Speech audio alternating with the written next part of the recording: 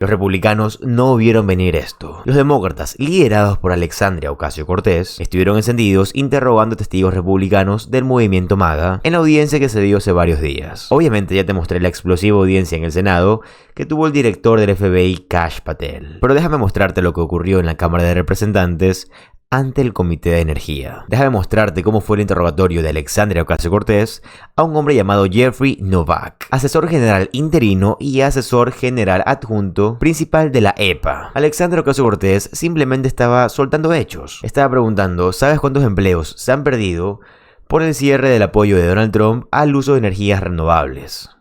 O sea, de energías limpias. ¿Sabes cuántos empleos les está costando esto a Estados Unidos? Mira el accionar que tiene Alexandria Ocasio-Cortez. Mira el clip, por favor. Do you know how many jobs have been threatened or lost due to the Trump administration's closures of clean energy projects in the last 6 months or so, the first half of this year? I'm not aware of any such analysis. 91,000. Trump administration and Department of Energy policies have cost Americans 91,000 jobs nationwide in rollbacks on efficiency. And, you know, these large numbers are statistics. They're hard to, I think, people to understand when they show up on a white paper. But in Colorado's 8th district, Amprius Technologies canceled plans to construct a $190 million battery plant in Brighton, Colorado. In that same district, actually, another company, VSK Energy, canceled plans due to the Trump administration, canceled their plans to build solar panels, and they scratched a $250 million investment and up to 900 jobs in that same district. In Georgia 12, an EV plant was canceled due to the Trump administration and DOE's freezing of the EV charging program. Registered Georgia has a population of 157 people. They lost out on 166 jobs. More jobs, they lost more jobs than they have people in that town because of the cancellation and war on renewable energy and clean energy here. In that same district, a copper foil manufacturing plant went bankrupt as a result of these rollbacks, and Augusta, Georgia lost out on 350 jobs. And I mean, the list goes on. In South Carolina, 250 jobs when a construction of an EV plant in Florence was halted due to DOE's freezing of funds. I mean, we could go on. In Michigan 10th, 167 jobs were lost after $50 million worth of investment. These are all freezes in renewable and clean energy construction and development projects. This is an industry that has been a source of jobs and growth. This administration, the Trump administration, is destroying the American economy, destroying American jobs. 91,000 jobs in this sector alone. I have one simple question. In these towns and areas, what is the DOE's plan to replace those jobs in those affected areas? I'll say this is beyond the scope of what I'm prepared to testify to today. I'd be happy to take the question for the record in regard to the analysis that you cited here regarding jobs. Luego el congresista Robert García subió al pleno de la Cámara de Representantes, porque los republicanos MAGA presentaron una legislación para reducir el hecho de que una persona pueda ser tomada como un mayor de edad de 16 a 14 años, dependiendo del crimen que cometan. Todo esto únicamente dentro de Washington, D.C. Pero primero déjame mostrarte lo que dijo el congresista García. Mira el clip, por favor. I want to remind our Republican colleagues that crime in D.C. over the last few years has actually been going down. And quite frankly, the idea that we are now going to put middle schoolers in prison, this should be called the Middle Schoolers for Prison Act, is inhumane and shameful. We can all agree that crime should be taken on, that DC and other cities we want to make safer. But this idea that we're going to penalize children in middle school at the age of 14 and put them in prison is irresponsible and, quite frankly, it's un-American. I want to remind my colleagues that at this moment, what we're doing right now is stripping 700,000 residents who have come together in DC to create laws, to bring community together, to fight for statehood and representation. We're going to strip them from their ability to manage their own city. These efforts do nothing to reduce crime or improve public safety. And once again, I know that the president is obsessed with Washington, D.C. He's obsessed with its local laws. I ask him once again, he should step down as president and run for mayor if he's so interested. Por cierto, incluso el republicano Thomas Massie de Kentucky tuvo algo que decir. Esta noche el Congreso votará para reducir la edad para procesar a menores como adultos de 16 años a 14 años. Esto dentro de Washington, D.C. Así que aclaremos esto. El congresista Massie dijo, el Congreso quiere procesar a niños de 14 años como adultos, pero no quiere procesar a adultos que abusan sexualmente de niños de 14 años. Liberen los malditos archivos de Jeffrey Epstein. Por supuesto, ya sabes lo que dijo Kash Patel en la audiencia de ayer. Solo para recordártelo, cuando el senador republicano de MAGA, Kennedy, le preguntó quién más aparece dentro de los archivos de Jeffrey Epstein, dijo que no hay información creíble dentro del FBI que confirme que Jeffrey Epstein ha traficado a más personas. Ahora, están diciendo que Jeffrey Epstein trabajó de forma solitaria para querer encubrir el pasado oscuro de Donald Trump y de las personas que son donantes multimillonarios de Donald. Textualmente están diciendo que Jeffrey Epstein fue un lobo solitario, que no tuvo ayuda de nadie. Esto es absolutamente repugnante porque es muy lógico lo que quieren conseguir. Mira el clip, por favor. You've seen most of the files. Who, if anyone, did Epstein traffic these young women to besides himself? Himself. There is no credible information. None. If there were, I would bring the case yesterday that he trafficked to other individuals. And the information we have, again, is limited. So the answer is no one? For the information that we have. In the files? In the case file. Okay.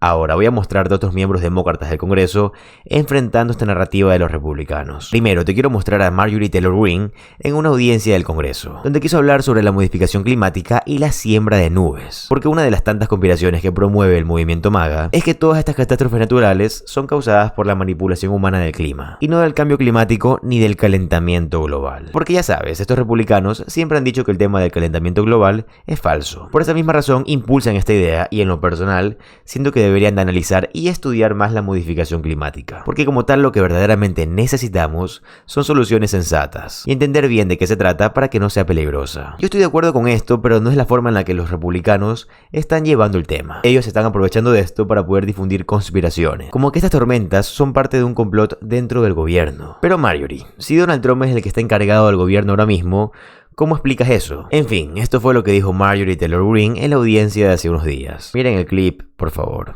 Do we believe in God and that he has dominion over his perfect creation of planet Earth? Do we believe that he has given us everything we need to survive as a civilization since the beginning of time?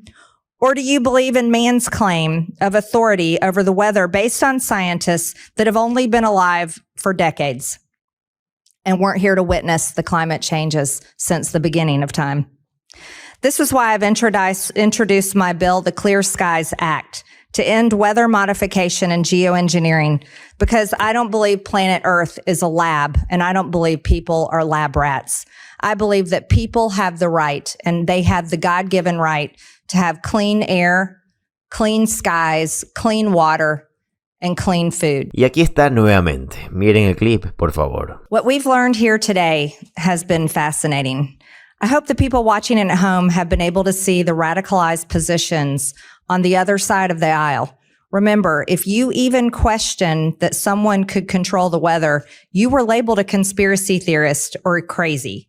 Then they changed the message to, well, it's not hurting anyone, and it is to provide water for people. And now they've come full circle around to the point that modifying the weather is how they save the planet from the global warming hoax, whether you agree or not. The people clearly disagreed with the climate hoax and disagreed with my Democrat colleagues. Ahora quiero que contrastes esto con la congresista demócrata Melanie Stamburi. Quiero que veas el clip completo porque sinceramente yo creo que muchas más personas merecen conocer a esta congresista demócrata. Es una legisladora excelente, manifiesta las cosas muy bien y se entiende perfectamente cuál es su fin y cuáles son los medios que considera buenos. Ella basa todos sus argumentos en hechos reales, comprobados por la ciencia. Ella dice que el subcomité Dodge ha vuelto. ¿Y qué está haciendo el Partido Republicano? ¿Erradicar el fraude o tratar de que ya no haya despilfarro dentro del gobierno, tal vez? Pues no. Está utilizando Dodge para promover teorías anticientíficas y negar rotundamente el cambio climático. Miren el clip, por favor. Doge is back, and there's going to be a lot to unpack in this hearing. But I think first and foremost, we want to acknowledge that the purpose of this subcommittee and why it was created in the first place by the majority was to root out waste, fraud, and abuse. That's literally the mandate for the Doge subcommittee. And I want to emphasize that we remain focused on that mission. In fact, we are working on a report on the waste, fraud, and abuse that we're currently seeing in this administration. And I think it's important to also recognize that we are 14 days from a government shutdown. And so I'm troubled to see that this subcommittee, which is designed to address government spending, to streamline efficiency of government programs, has strayed so far from its mission, especially as there's such pressing matters facing our country, including a government shutdown, the passage of the big ugly bill, which not only drove up the federal deficit by $4 trillion, but is kicking millions of Americans off their health care and about to make their health care premiums go up, tariffs that are causing inflation to go up and putting small family businesses out of business, an administration that's flouting the rule of law every day, and a total lack of transparency in the Epstein case as the administration has still refused to comply with the subpoena that this committee issued. So there's a lot of important things that this committee could tackle. And I would think that a topic involving environmental science would be more well suited to a committee that actually deals with science or environmental issues. But I am happy to talk about climate change and weather modification. It's a topic that I've spent many years of my career working on. In fact, I worked more than 20 years as a water resources manager working on drought and water planning issues in the state of New Mexico. And I know how important addressing drought and water issues is for our farmers and ranchers out there. And personally and professionally, there's a lot to discuss with respect to weather modification. And so if we're going to talk about it, let's talk about it. Certainly, there's a lot of DOGE-related topics we could talk about with respect to climate change and weather programs, including the dismantling of climate, natural resources, and emergency response programs, the firing of federal officials, dismantling of EPA, the illegal freezing of federal funding, removal of the U.S. from international climate agreements, dismantling clean energy programs, catastrophic response to natural disasters, including what we saw in Texas.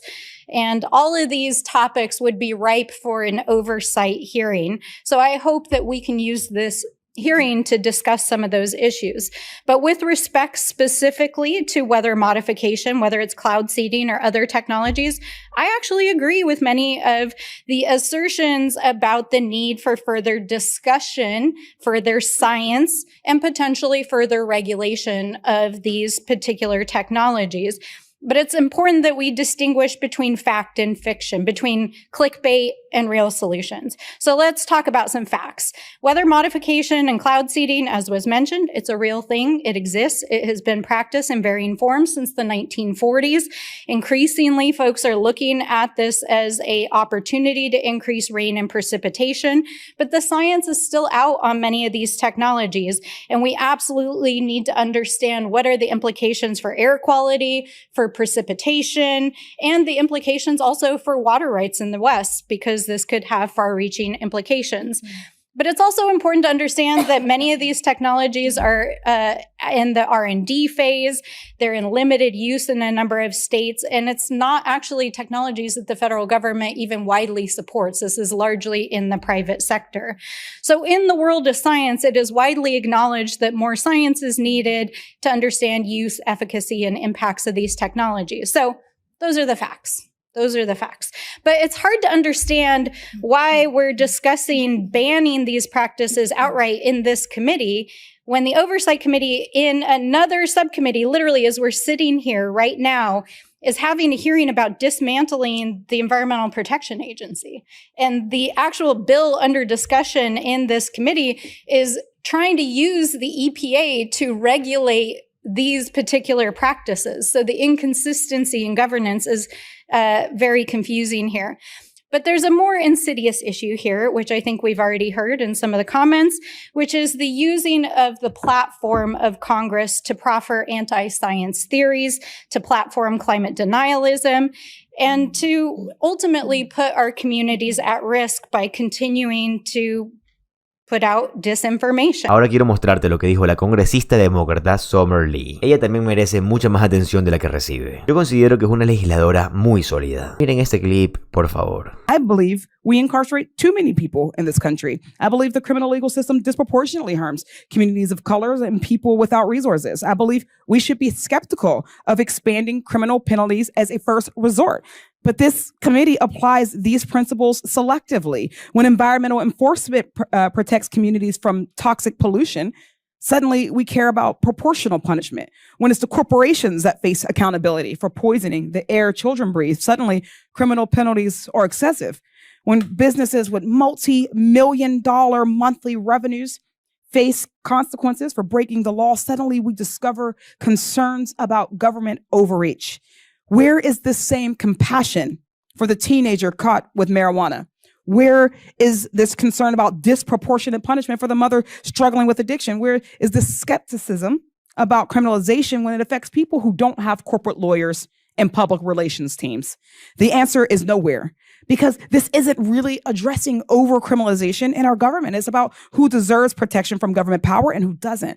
The selective application of justice principles reveals everything about our priorities.